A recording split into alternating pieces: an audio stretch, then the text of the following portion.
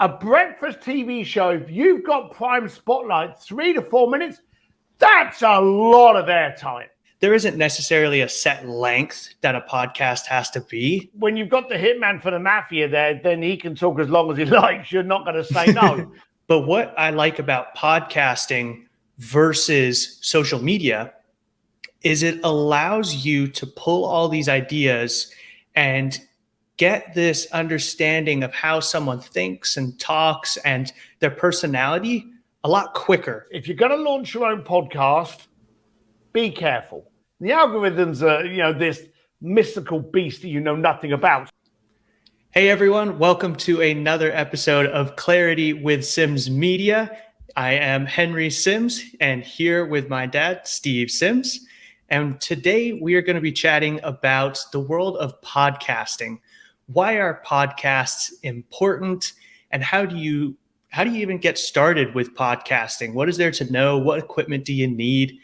And so it's a very interesting world because we understand where websites exist in our business. We understand where social exists in our business. But podcasting has been around and gaining popularity. Shows come up, shows fall off. So how important is it to our business? Where are the advantages of it? So that's what we're going to be chatting about.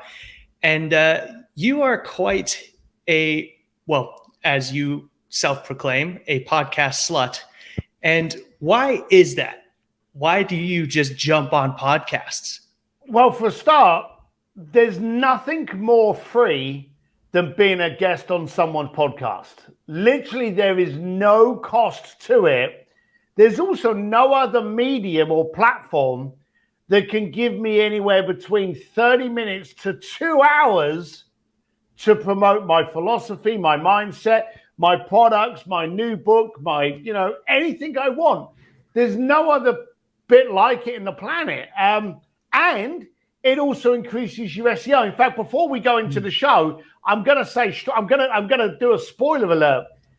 There's absolutely no reason in the planet that you shouldn't be doing a podcast. And if you're not, then you're a Nimrod. It's as simple as that.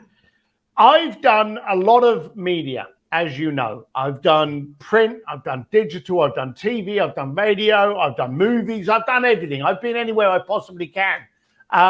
When I went to the TV and I did TV shows, I would get, if I was lucky, 3 to 4 minutes. Mm-hmm. Now, on a breakfast TV show, time it. A breakfast TV show, if you've got prime spotlight, 3 to 4 minutes, that's a lot of airtime. Yeah. But you never get the clip.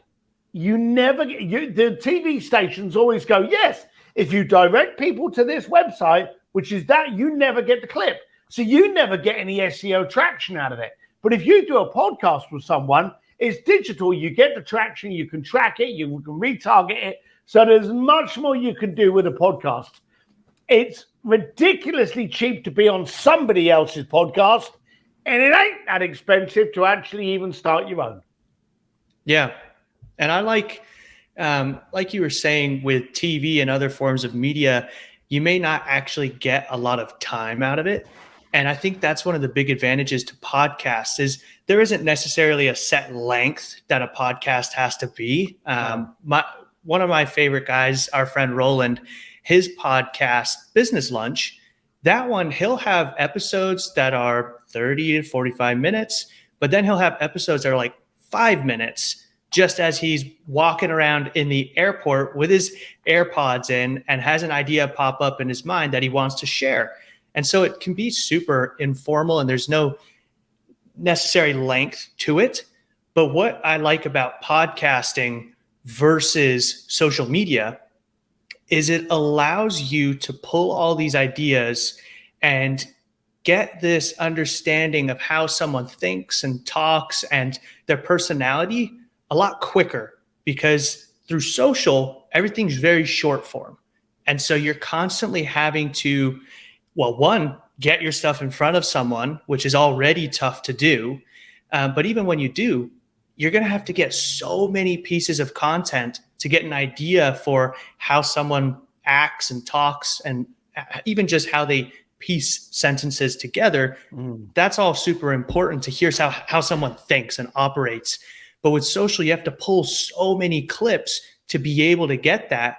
But if you listen to one podcast just for like 10 minutes, that length consistently allows you to hear that. And it kind of builds your connection and opinion of someone a lot quicker than consuming a lot higher volume of social clips would. And so that's what I really like about podcasting with that long form type of content. It's also really nice and casual. Like we jabber around. There's no kind of, you have podcasts that are strictly focused on delivering business advice. And then there's podcasts that are just comedians chatting for 2 hours. So a lot of it just comes down to the personality, kind of as if you're sitting there with someone and chatting or listening in with them. That's the huge advantage to it. And because it's a longer form element, you get to build that trust and connection with someone a lot quicker than having to consume so many pieces of social media content. It's funny how you've just contradicted yourself in that statement. And you accurately contradicted yourself, which is even funnier. It's right. It's long form content of you, your brain cells, your verbiage, your tonality, your excitement, it's everything. Okay. And especially as most podcasts are done like these over Zoom, over Streamyard, online. So you've got the video as well. So you're getting everything. The only thing you're missing is the smell. Okay. And we don't really want that most of the time in any case. But so you're getting everything you need, but you called it long form content, yet you complimented Roland on how he did short form content. Now, I've done podcasts. I think my longest one was 2 hours and something with Sammy the Bull when I did my podcast with him. And, when you've got the hitman for the mafia there, then he can talk as long as he likes. You're not going to say no. But I did over 2 hours with him. Didn't feel like it, but it was absolutely fantastic. Yet at the same time, I've jumped onto a podcast and I've done 3 to 4 minutes. And you know the funny thing? That's got just as many pickups. And in some cases, some of them's got more remarks than the longer form. So you can literally just grab and go out and record. The technique, the tactic, the gospel for you to adhere with is as long as you're providing something that can benefit the consumer, that's how long it should go for. If you've got a 2-minute message and you want to drag that out for 20 minutes, don't. Do it in 2 minutes and bugger off. And even say to people, hey, this is a short one, but I've got something I think you need to listen to. It's only a few minutes, but it's powerful. And you can even pre-frame it. But let's jump into some of the things that scare people from doing a podcast. Now, this is whether you're going to do your own podcast or you're not going to do your own, or you're going to be a guest on someone's podcast. These are the fundamentals. The first fundamental, classic Ari Meisel, the first time you do anything, it'll be shit. The first time you are a podcast guest, the first time you are a podcast host, it's going to be turd. Okay? Get going, then concentrate on getting good. Repetition. If you can get on the best podcast in the planet, i.e. the art of making things happen, don't. Get yourself proficient by doing some of the smaller podcasts first. Okay? And then go back and listen and go, oh my God. And I've done this. I've done the entire podcast and I forgot to mention my website. Or I've done the entire podcast and I forgot to mention my book. Done the entire podcast and forgetting to mention my name. I did a podcast once and they joined using someone else's Zoom account. So their name on the bottom of the Zoom was different to their name. So I referred to them as this name. So I spent the entire podcast calling the guy the wrong name. So now that's not my fault, but he made it sound stupid. And of course, once the audio's cut up, I sound like a moron. So get used to what's going on first. But let's go over some basics. And it's easy because I've got it here. The first thing you need is a dynamic mic. Okay? These things and these ones, and how many of these have we got around the house? 6? You know, I think I don't know why, we seem to just keep buying them. These are the Shure SM58s. I think they are about $60 or $58. Between that, between 50 and $70. This thing, you could beat someone to death with and then record a podcast. These are the kind of mics that performers use. And the reason they use them is because when it's here and I'm speaking, of course, it's not connected now, it's crystal clear.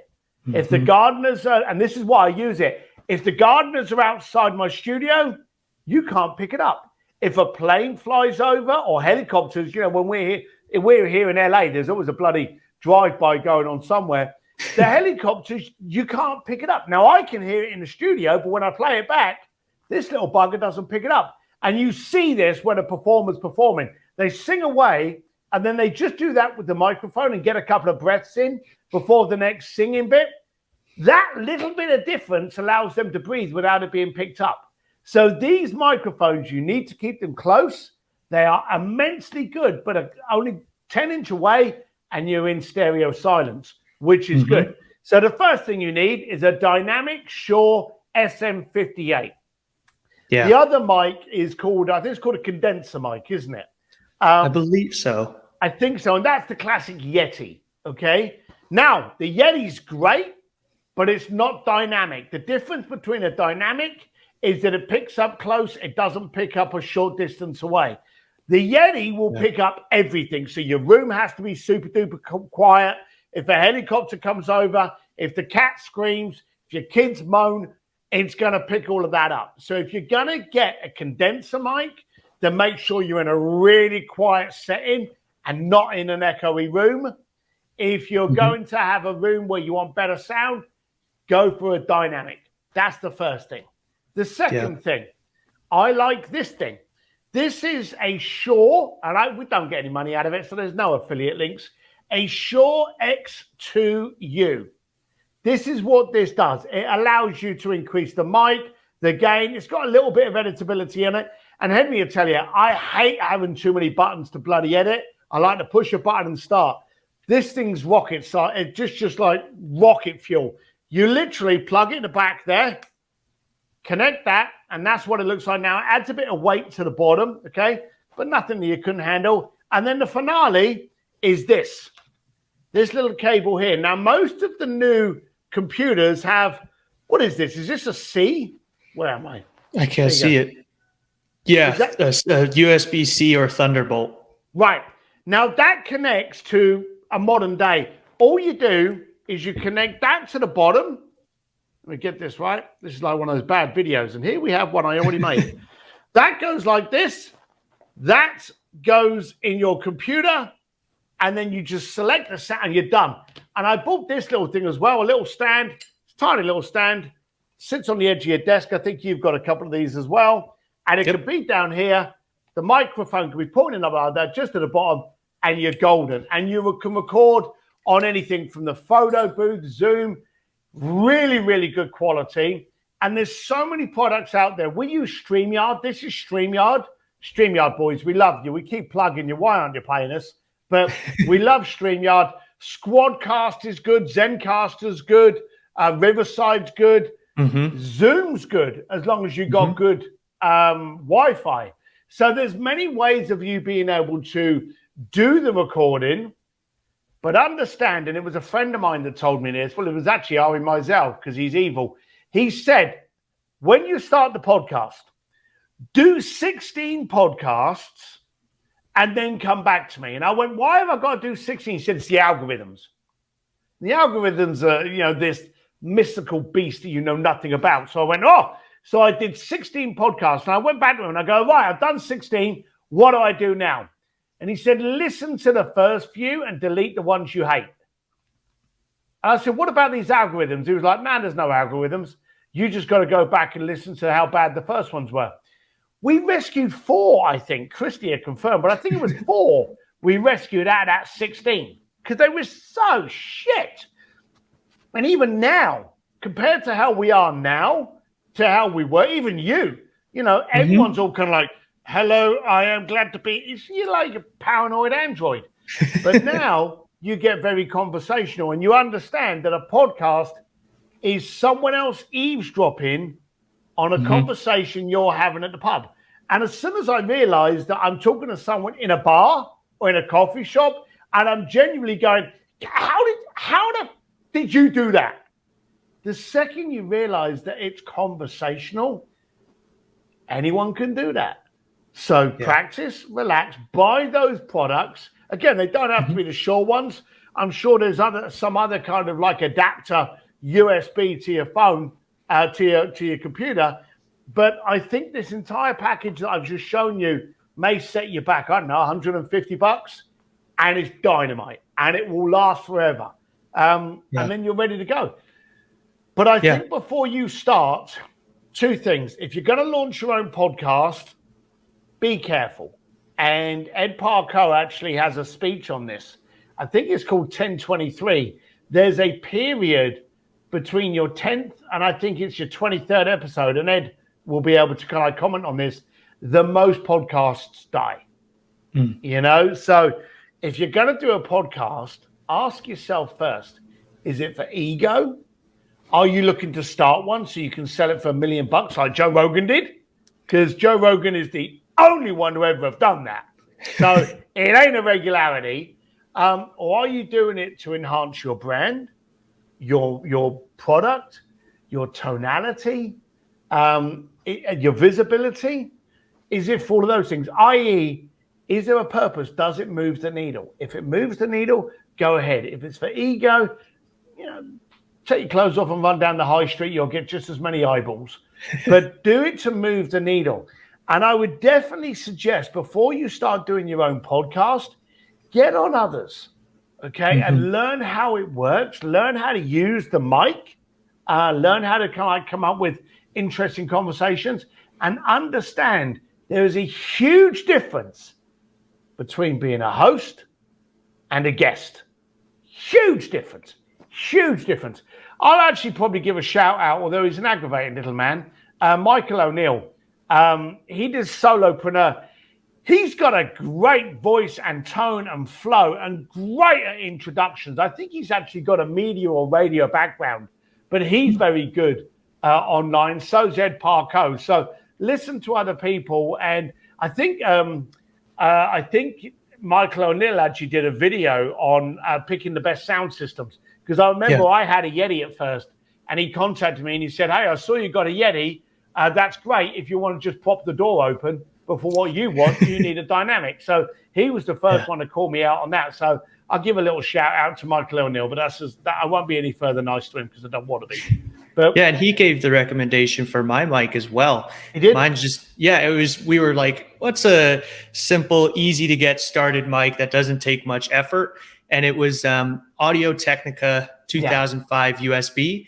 And it's even more simple than yours. Yours is still slightly better quality because my room is incredibly echoey. And sometimes that does get picked up. But this is just a mic. It is dynamic still, so it's still directional. You still have to be close. But it's just a single USB cable straight into my computer. There's nothing in between. It's mic to computer. Wow. So the only thing I'll do is if I'm on Zoom or on StreamYard, I'll just check the volume at the beginning and just drag the input volume up or down if it sounds too quiet to me. So it's super nice and easy. And even interestingly, if you wanted to do podcasts on the road and just like you're at an event, you're at a hotel or something, you want to do a quick podcast, I love the little Rode mics, the wireless Go's, because now they come as dual receivers, or you get a receiver and two mics. And so you could just have a little, I've got my setup here. I've got a little tripod, and then my phone gets hooked onto here, and then I plug my Rode Wireless Go into it. And if I just put that in my backpack, I can take that to a hotel, and you and we've done it. We'll just sit down on a couple chairs, stick that on the table, have the phone pointed at us, and we've got these two mics that are clipped onto our shirts, and they sound fantastic. And you can do them anywhere. And we're going to do another one, I think 2 weeks from now when we're traveling. So the Rhodes are fantastic. But I think the biggest thing there is you want a dynamic microphone, and it doesn't have to be expensive or anything. It's just so that you try and eliminate as much background noise. But really, that's about as much as you need. Just a dynamic mic, any of these platforms to record it on, and then delivering the value. And the beauty of podcasts is that it is an opportunity for someone to sit down and listen to you and get your way of thinking and personality across without them having to stop anything either. They can be out on a walk, doing the dishes, whatever it is, in the car. That's when I most of the time listen to podcasts, and they can consume it. If it's a video or an article or something like that, then you have to stop what you're doing to actually consume it. So the podcast has that beauty that it can be consumed whenever. So that's a really big check mark of why podcasts are so valuable. Yeah.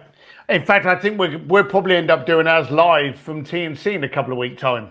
Yeah, probably. So I reckon we should just do it live and see how basic we can do it. Probably do it from our phone, and we'll probably see if we can do it in the VIP lounge and get a bunch of people. Bear in mind, we do them at 9:30 in the morning. So who the bloody hell is going to be up at 9:30 in the morning at TNC? They're all going to be completely shit-faced from the night before because there's lots of parties at TNC. But we may do that from the VIP lounge and just see if we can get different people to give us their take on TNC, what they're learning. And, we got Martha, Ed, Brian Gold, Tucker Max. There's a whole bunch of people that are going to be down there. We'll see who we can cut. So those names I've just called out, we'll probably be coming for you. But, 9:30 in the morning for TNC. But again, if you've got any questions for us, put them in here. If you've got any subject matters you want us to go over, put them in here. The fact is we're not charging you because we want this to benefit you. Again, if it benefits you, it makes a world that we want to live in. So anything else to wrap it up, Henry? No, I don't think so. Good. Then thank you very much for taking your time to watch this. Put your comments in there. We'll put in there the links to where you can get this stuff. Again, we'll probably just stick Amazon links in there because that'd be the easiest thing for you. But again, dynamic, into your computer, make things easy for you. That's the key. If it's easy, you'll continue to do it. If it's not, you won't. So, all right. So until then, bye.